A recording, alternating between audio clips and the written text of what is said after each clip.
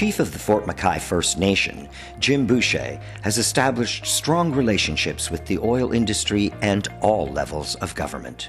Chief Boucher has achieved socio-economic growth for Fort McKay First Nation while simultaneously advocating for the rights of his people.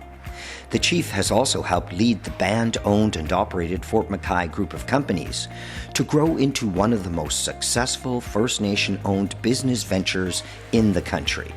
The group of companies have an average gross annual revenue of $1.7 billion over the past 5 years.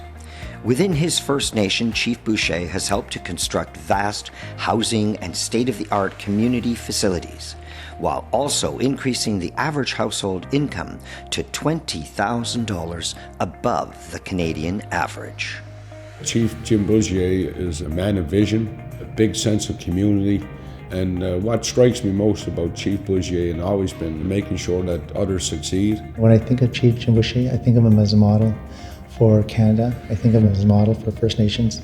I also think of him as a model in developing relationships, and that is where his success comes from. He's a well-respected business person, has done a great job leading the Fort McKay First Nation, and has had a tremendous track record of growing the community and involving all of his band members in the opportunities that he's been able to pursue. Chief Boucher has a very deep understanding of his people, and at the same time understanding the value of traditional knowledge and understanding how critical their connection to the land, to water, to air, and the environmental sustainability for the future generations. He's thinking about long term, not just today and this generation, but the generation after that generation. He wants to know that 100 years from now, there'll be people employed doing a useful work, having good jobs. I think that vision has been so fundamental a part of his leadership.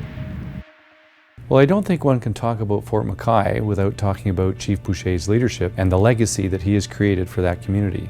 It's a legacy of economic opportunity and social and community services and prosperous families. He's brought us a lot into this community, whether it be infrastructure, governance, programs, services, all the things that would benefit the nation.